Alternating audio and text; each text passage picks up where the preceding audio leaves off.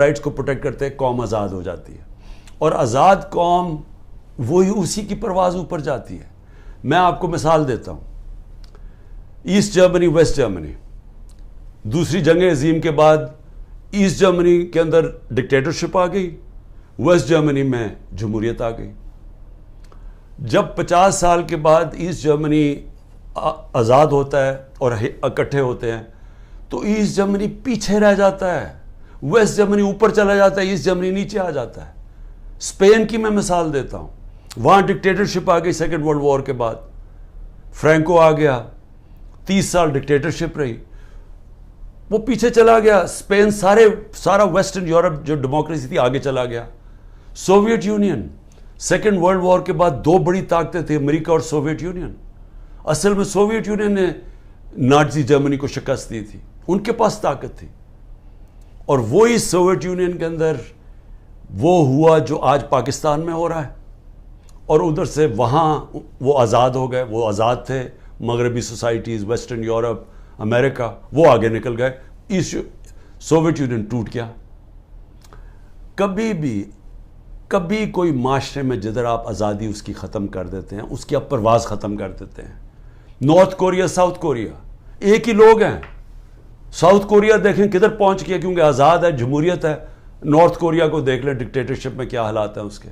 ابھی BBC پہ film آئی، وہاں لوگ بھوکے مر رہے ہیں، اور وہی لوگ ہیں. تو ہم ایک طے کر کے سفر یہاں تک پہنچے تھے. ہمارا آہستہ آہستہ ڈکٹیٹرشپ آتی تھی، پھر جمہوریت آتی تھی، پھر ڈکٹیٹرشپ آتی تھی، لیکن ایک ہمارا ذہن ایوالو ہوتا گیا، ہم ایک آگے بڑھتے گئے. ہم آخر میں اس چیز پہ پہنچے کہ بری بھی جمہوریت ایک ملٹری ڈکٹیٹرشپ سے بہتر ہے. یہ قوم اس نتیجے پہ پہنچ گئی. جنرل مشرف کا جو مارشل لاء تھا وہ لبرل تھا، اس کے اندر میڈیا کو آزاد کیا گیا. الیکٹرانک میڈیا مشرف کے دور میں آزاد ہوا. میں اپوزیشن میں تھا، میری آزادی رائے تھی، میں بول سکتا تھا. ہم پارلیمنٹ میں بولتے تھے، میں ٹی وی پہ چینلز پہ جا کے بولتا تھا، کیونکہ وہاں میڈیا نے اور میڈیا کے لوگوں نے پچھلے 30 سال میں بڑی جدوجہد کی اپنے آپ کو آزاد کرنے کے لیے. آج وہ سارا زیرو پہنچ گیا. آج اچھے صحافی باہر بھاگ گئے. ارشد شریف کو شہید کیا، صرف اس کی باتیں نہیں پسند آ رہی تھیں. عمران ریاض ابھی تک غائب ہے، پتہ ہی نہیں کدھر ہے، جس کی سب سے زیادہ یوٹیوب پہ ویورشپ تھی. باقی ملک چھوڑ کے چلے گئے ہیں. موہت پیرزادہ ملک چھوڑ گیا ہے، وہ ہمارے اوریا مقبول جان سنا وہ ملک چھوڑ کے چلے گئے ہیں.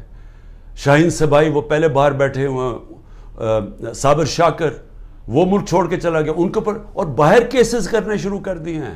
یعنی یہاں تو میڈیا کنٹرول کر لیا ہے، باہر بھی اب میڈیا کی آواز نہیں دیکھنا چاہتے. یوٹیوب کے اوپر اب ہر قسم کا کریک ڈاؤن ہے، سوشل میڈیا کے لوگوں کے اوپر کریک ڈاؤن ہے. جو کوئی ٹویٹ کرتا ہے اس کے پیچھے وہ ویگو ڈالا رات کو پہنچ جاتا ہے گھروں میں. تو میں یہ سوال پوچھتا ہوں کہ اس سے ملک کو کیا فائدہ ہو رہا ہے؟ ہاں آپ نے عمران خان کو تو باہر رکھ دیا، مجھے یہ بتائیں ملک کو کیا فائدہ ہو رہا ہے؟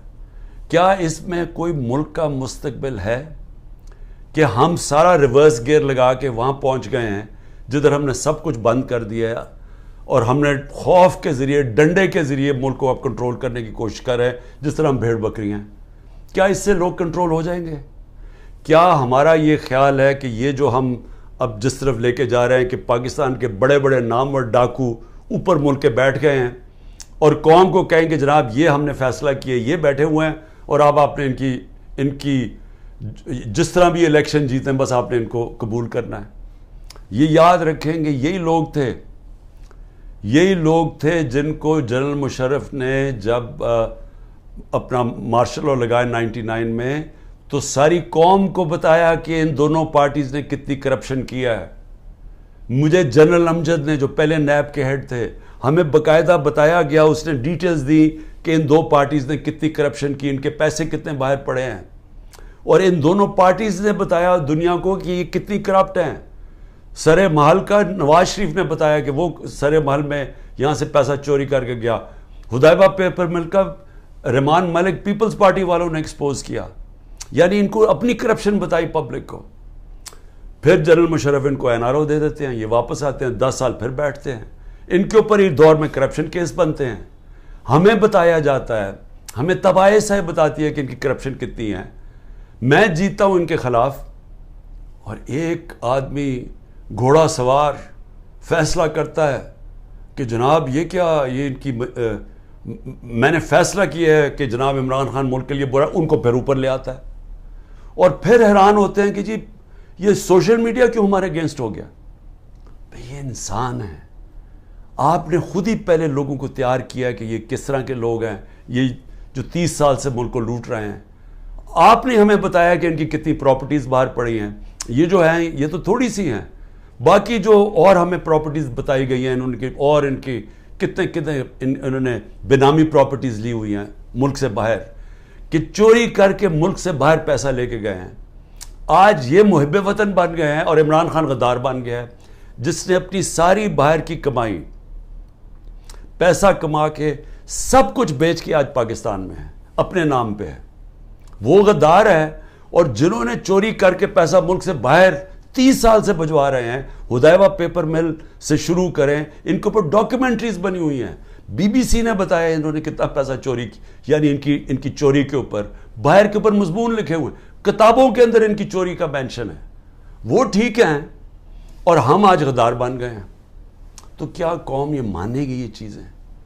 کیا قوم سمجھ جائے گی کہ آپ جب فیصلہ کریں گے کون غدار ہے تو قوم بھی ان کو غدار, اگر وہ نہیں مانے گی تو قوم کو ڈنڈے سے آپ سیدھا کریں گے؟ دیکھیں, میں آخر میں اپنی قوم سے اب مخاطب ہوں. دیکھیں,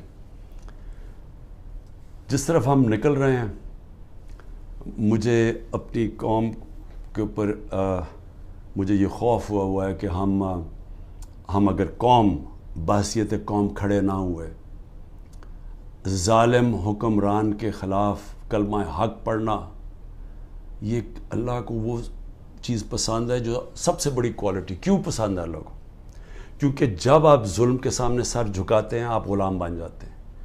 جب آپ ظالم کے سامنے کھڑے ہوتے ہیں, ظلم کے سامنے اپنی آواز بلند کرتے ہیں, اس کو جہاد کہتے ہیں. اور جہاد, کیوں اللہ نے جہاد کو اتنا بڑا رتبہ دیا اسلام میں؟ کیونکہ آزادی کے لیے آپ کرتے ہیں. کیونکہ اللہ کو پتہ ہے کہ آزاد انسانی کا پرواز اوپر ہے. میں نے آپ کو مثال دے دی کہ وہی لوگ ایسٹ جرمنی, ویسٹ جرمنی, آزاد لوگ اوپر چلے گئے, دوسرے نیچے چلے گئے. وہی کوریا کے اندر North Korea, South Korea, North Korea dictatorship, وہ نیچے چلے گی, وہ خوشحال ہو گئے. تو ہمیں تو پتہ ہے دنیا میں کیوں لوگ جمہوریت کی اتنی بات کرتے ہیں, کیونکہ وہ آزاد کرتی ہے لوگوں کو. تو یہ جمہوریت نہیں ہے جو کراچی کا الیکشن ہوا ہے لوکل گورنمنٹ کا, یہ جمہوریت نہیں ہے, یہ ہر ڈکٹیٹر ایسے الیکشن کرواتا ہے.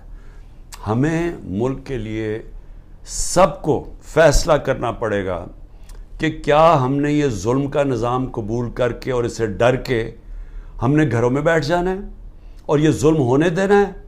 تو یہ سمجھ جائیں کہ اس ملک کا کوئی مستقبل نہیں ہے, یا ہم نے پرامن, اور میں نے آج 27 سال سے کہہ رہا ہوں کہ شہری ہمیشہ پرامن احتجاج کرتے ہیں, شہری ہمیشہ حق کے لیے کھڑے ہوتے ہیں, زندہ قومیں اپنے حقوق کے لیے کھڑی ہوتی ہیں, زندہ قومیں انصاف کے لیے کھڑی ہوتی ہیں, کیونکہ انصاف کے ساتھ ہی آزادی آتی ہے. میں اس لوگوں کے اندر تھا جب برطانیہ کے اندر 20 لاکھ لوگوں نے سڑکوں کے اوپر پرامن احتجاج کیا. میں اس احتجاج میں شامل تھا 2003 میں, جب انہوں نے کہا کہ عراق کی جو جنگ ہے جو برطانیہ شرکت کر رہا ہے, یہ ناانصافی ہے عراق کے لوگوں سے.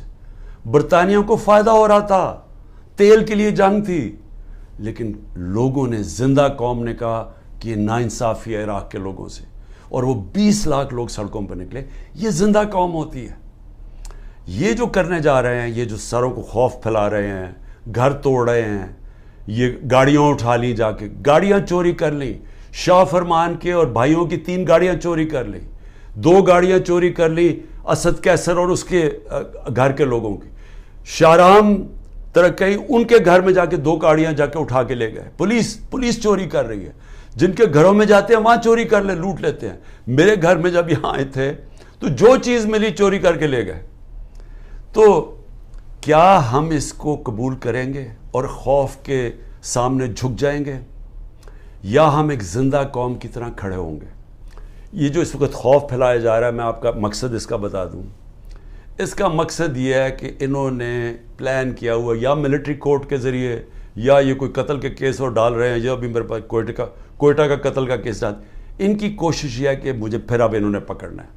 اس کے لیے گراؤنڈ تیار کر رہے ہیں کہ خوف اتنا پھیل جائے کہ جب آپ عمران خان کو پکڑیں تو قوم چپ کر کے بیٹھ جائے. یہ سارا پلان ہے. میں صرف آپ کو کہہ رہا ہوں کہ میں تو تیار ہوں، میں تو تیار ہوں جیل کے لیے، میں تو ہر چیز کے لیے تیار ہوں. اللہ کے اوپر پورا اعتماد ہے. میں تو یہ اپنی ذات کے لیے کر نہیں رہا، یہ تو میرے اپنے ملک کے لیے. میں جب نکلا تھا آج سے 27 سال پہلے، تو میں تو جہاد سمجھ کے نکلا تھا، کیونکہ اللہ تو مجھے سب کچھ دے بیٹھا تھا. تو یہ تو اب آپ کے اوپر چیلنج ہے. کیا آپ نے چپ کر کے ظلم ہونے دینا اپنے اوپر اور اپنا مستقبل ختم کرنا ہے، یا آپ نے پرامن احتجاج کرنا ہے اور سب نے مل کے کرنا ہے کہ یہ ظلم ہمیں قبول نہیں، ہم آزادی چاہتے ہیں، ہم حقیقی جمہوریت چاہتے ہیں. حقیقی جمہوریت کا مطلب حقیقی آزادی چاہتے ہیں. ہم کسی صورت کسی ظالم کے سامنے سر نہیں جھکاتے. اور جب یہ قوم نے فیصلہ کر لیا، کوئی ظالم نہیں آپ کے سامنے کھڑا ہو سکتا.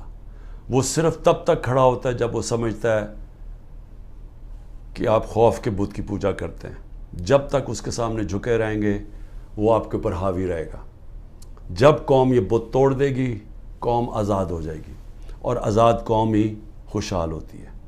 پاکستان زندہ باد.